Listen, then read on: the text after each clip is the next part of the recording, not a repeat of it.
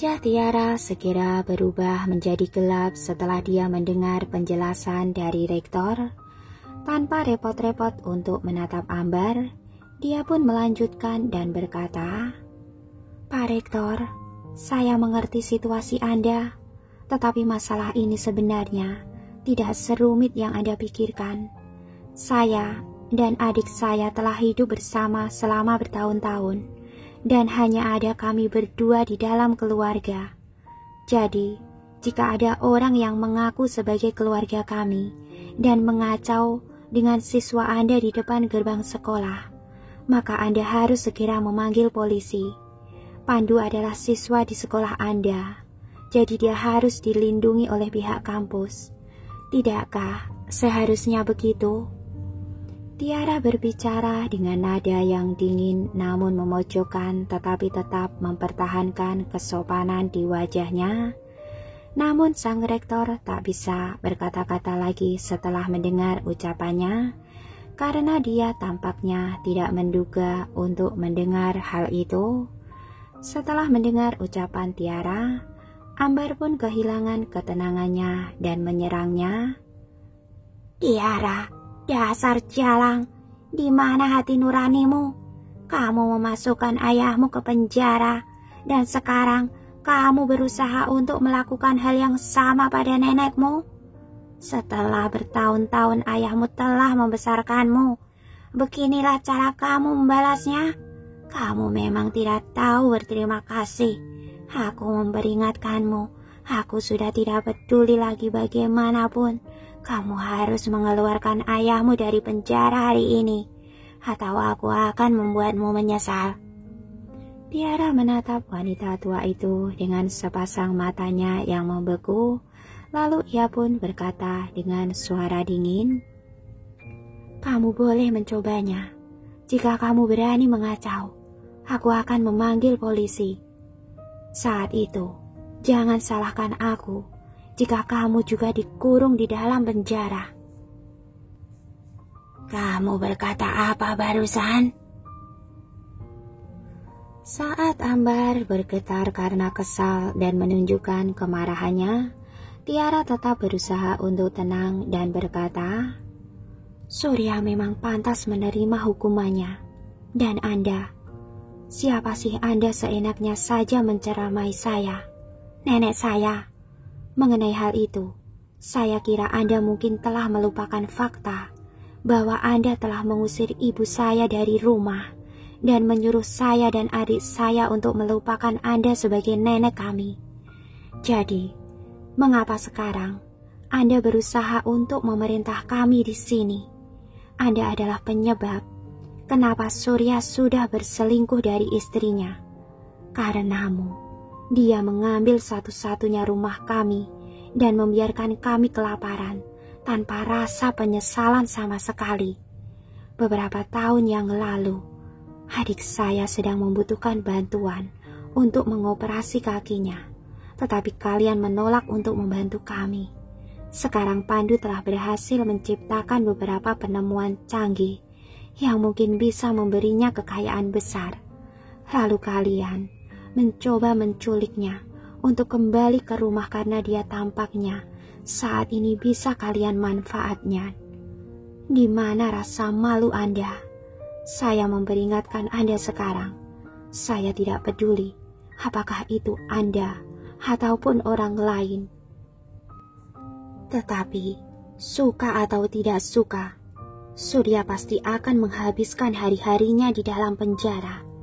Jika Anda mengganggu kami lagi, maka saya juga akan memastikan untuk mengirim kalian ke penjara, dan saya bersumpah dengan bersungguh-sungguh." Tiara dengan marahnya menggertak wanita tua itu, menanggapinya dengan kata-kata yang seperti sebilah pisau dan seolah menembus ke dalam kulit. Sementara itu Ambar sudah dibuat terpaku ketika mendengar kata-kata Tiara, lalu merasakan kalau dirinya sudah berada di ambang kewarasannya. Wanita tua itu kemudian menunjuk wajah Tiara dengan jari-jarinya yang gemetar. Kamu, dasar binatang, kamu dengan kejam sudah mengirim ayahmu ke dalam penjara, dan sekarang kamu sama sekali tidak menghormati nenekmu." Setelah itu Ambar mengalihkan perhatiannya kepada sang rektor. "Apakah Anda melihatnya, Pak? Siapapun yang memiliki hati nurani dan sopan santun pasti akan menunjukkan rasa hormat kepada nenek mereka. Jadi, sekarang aku akan memberikan 2 pilihan kepada kalian, yaitu keluarkan Pandu dari kampus ini, atau saya akan tetap di sini dan memastikan semua orang tahu siswa seperti apa yang dididik Universitas Harapan Bangsa. Aku akan melibatkan para reporter dan menyuruh mereka untuk menyelidiki tradisi yang tersembunyi di kampus Anda." Ketika rektor mendengarnya, wajahnya pun menjadi gelap. Menilai dari percakapan yang baru saja dia dengar, dia bisa tahu bahwa sejak awal orang-orang dari keluarga Romario lah yang telah menganiaya Tiara dan Pandu.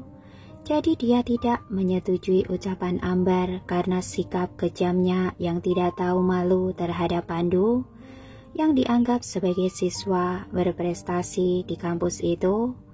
Meskipun demikian, ketika dia mendengar ancaman dari Ambar, wajahnya pun segera langsung menjadi dingin sebelum dia memberi peringatan yang keras kepada wanita tua itu.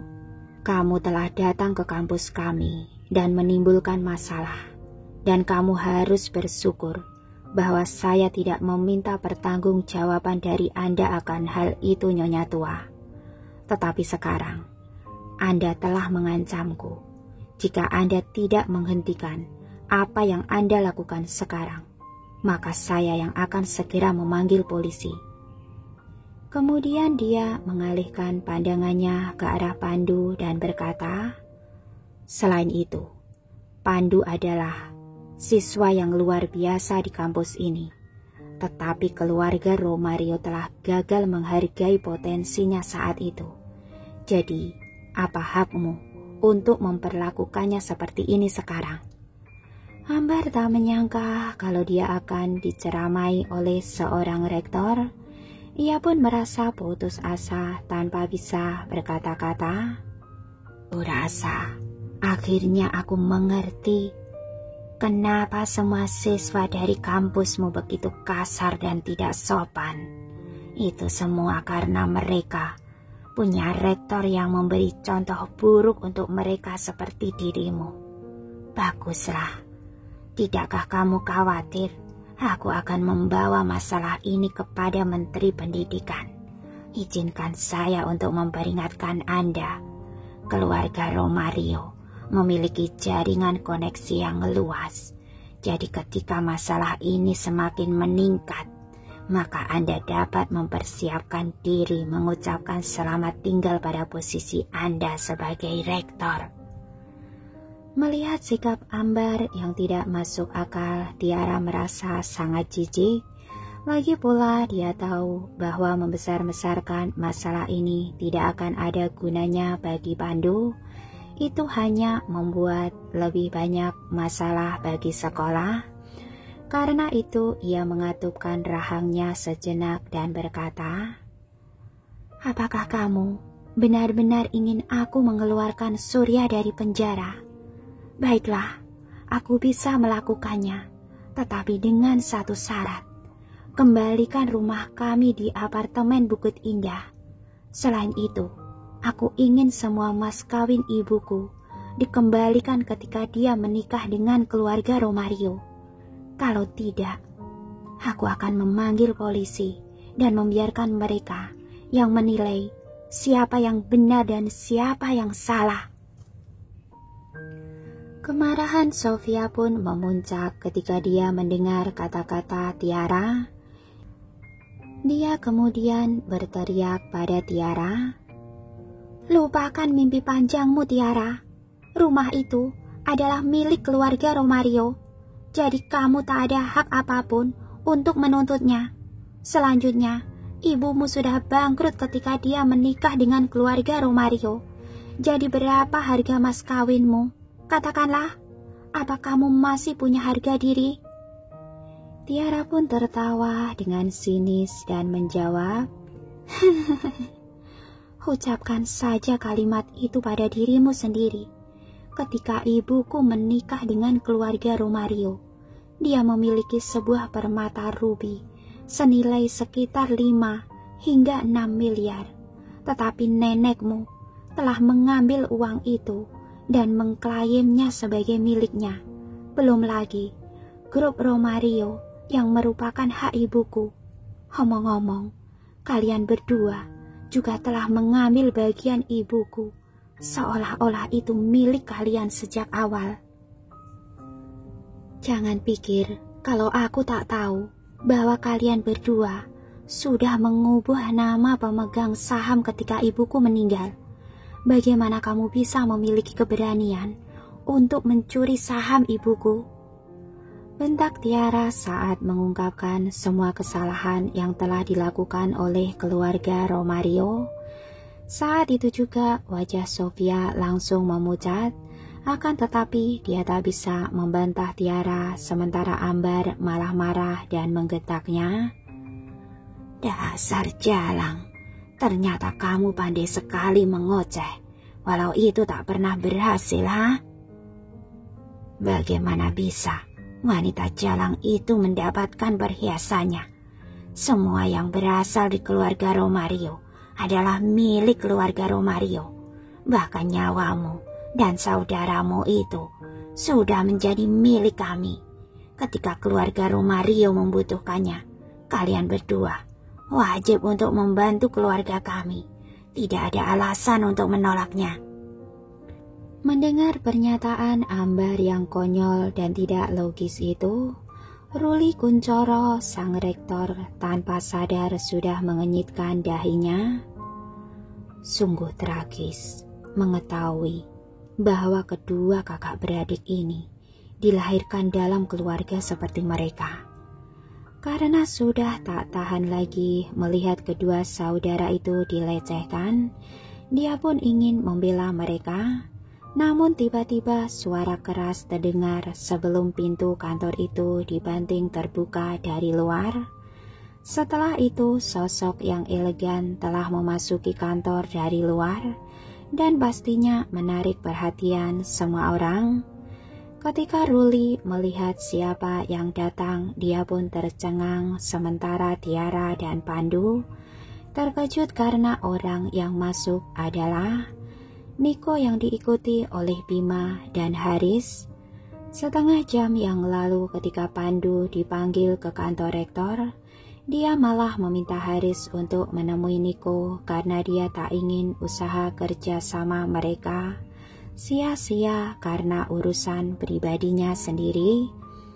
Setelah Haris pergi menemui Niko, Niko pun bertanya kepadanya tentang Pandu karena dia melihat Pandu tak ada di sana, sehingga Haris menjelaskan apa yang telah terjadi dengan kesalnya.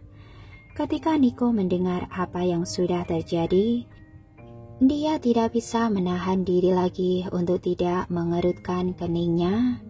Tak heran jika Tiara muncul saat sesuatu yang begitu serius terjadi pada Pandu. Tetap saja Kerry pasti akan khawatir jika terjadi sesuatu padanya ketika sekarang dia masih sakit. Memikirkan hal itu akhirnya Niko memutuskan untuk datang dan melihat apa yang sebenarnya terjadi. Namun demikian dia sudah mendengar komentar Ambar yang keterlaluan ketika dia sampai di pintu masuk kantor. Aku tak percaya kalau di dunia ini masih saja ada orang yang tidak tahu malu sepertinya. Kemudian Niko pun mendorong pintu hingga terbuka dan memasuki ruangan itu.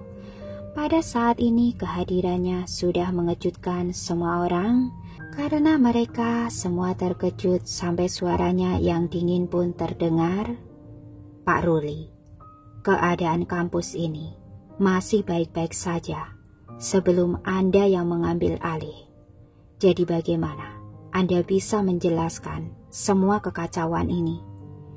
Saat itu, Ruli kembali tersadar sebelum wajahnya berubah menjadi pucat.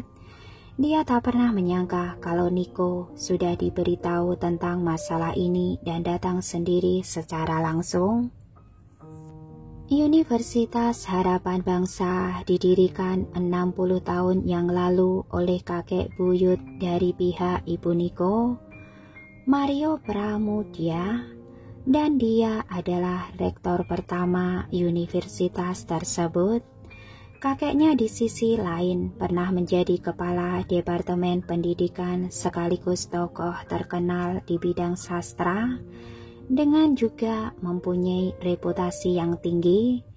Meskipun Universitas Harapan Bangsa sekarang menjadi universitas umum, keluarga Samuel masih memegang kekuasaan atas universitas tersebut.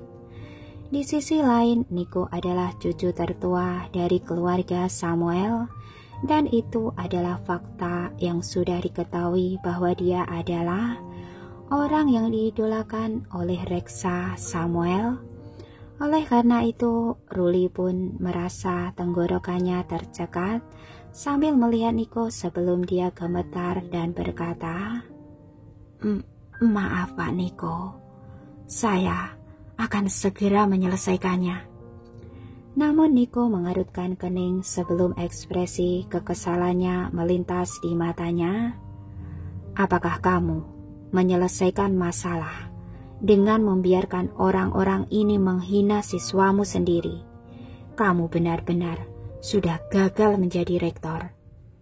Setelah mendengar hal itu, Ruli benar-benar ngeri sebelum dia dengan jelas menjelaskan, "Bukan seperti itu Pak Niko.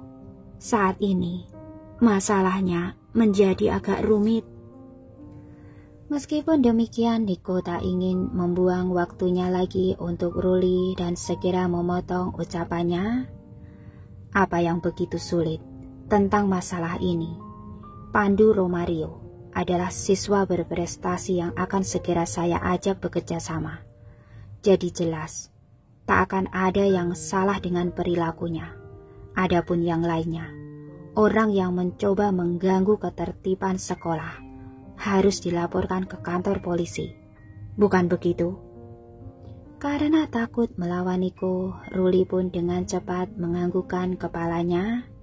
"Iya, Anda benar Pak Niko. Saya akan mengajukan laporan ke polisi sekarang juga. Tolong bersabar." "Mengajukan laporan ke polisi?" Ambar segera merasakan sesuatu yang remuk dalam dirinya saat mendengar Ruli yang ingin mengajukan laporan pada polisi. "Hei, siapa kamu? Beraninya orang luar sepertimu ikut campur dalam masalah kami." Saat itu juga Sofia segera menarik baju Ambar sebelum berbisik padanya, "Nenek, orang itu adalah dukungan kuatnya Tiara yang aku ceritakan padamu. Jadi jangan kehilangan ketenanganmu dan abaikan saja dia." Ambar pun tercengang untuk seseorang yang telah menjalani lebih dari separuh hidupnya. Dia tahu betul siapa yang bisa dan tak bisa dilawan olehnya. Jika mereka benar-benar melawan keluarga Samuel, maka keluarga Romario pasti akan mendapatkan masalah yang serius. Oleh karena itu, Ambar dengan cepat menenangkan dirinya sebelum berkata, "Pak Niko, meskipun Anda adalah orang yang berpengaruh, tidakkah menurut Anda kalau itu tidaklah pantas bagi orang luar seperti Anda untuk ikut campur dalam masalah keluarga Romario? Tentu saja saya mengerti bahwa Anda ingin membantu Tiara, tetapi Anda harus tahu bagaimana membedakan antara orang yang baik dan orang yang jahat. Pembohong kecil itu hanyalah anak yang tidak tahu berterima kasih dan telah mengkhianati keluarganya. Jadi Anda jangan sampai tertipu olehnya." Benarkah begitu? Ada nada keangkuhan dalam suara Niko, sementara tatapannya pun menjadi dingin. Beraninya, wanita tak waras sepertimu yang memanfaatkan usia tuamu untuk membuat keributan di tempat ini, lalu berani menceramaiku tentang bagaimana aku menilai orang. Aku lebih dari mampu membuat penilaianku sendiri, dan aku juga sudah mengetahui sifat Tiara dan Pandu dengan baik. Aku tidak membutuhkanmu untuk mengajariku. Setelah mendengar hal itu, Ambar pun menjadi kesal, seraya wajahnya pun memerah. Jika kalimat itu diucapkan oleh Tiara, dia pasti sudah menegurnya. Namun dia tak punya nyali untuk berdebat dengan seseorang yang berasal dari keluarga Samuel. Jadi dia hanya bisa menahan lidahnya dan menghela nafas. Tetap saja Niko belum selesai sampai di situ. Dia pun memancarkan aura yang menekan sebelum menatap Ambar dengan tajam dan melanjutkan. Selain itu, akulah yang menangkap Surya. Bahkan jika kamu menyakiti Tiara dan Pandu hari ini, polisi tak akan melepaskannya tanpa izinku. Jadi kamu tidak perlu lagi menyia-nyiakan tenagamu. Wajah Sofia dan Ambar langsung berubah menjadi pucat ketika mereka mendengarnya. Meskipun mereka tahu bahwa Niko adalah orang yang ada di balik semua masalah yang terjadi, mereka tetap pergi untuk menemui Tiara dan Pandu karena mereka sudah tidak punya pilihan lagi. Tetapi sepertinya Niko sangat ingin melindungi mereka berdua, yang berarti mereka tak punya pilihan lain selain memohon padanya. Surya adalah satu-satunya putra yang pernah kumiliki sepanjang hidupku, dan tidak mungkin aku akan membiarkan dia membusuk di penjara selama sisa hidupnya. Ambar pun menjadi sedih memikirkan hal itu sebelum ekspresi angkuh di wajahnya pun ikut menghilang, dan dia bertanya dengan rendah hati, Apa yang kamu inginkan dari kami agar dapat melepaskan putraku?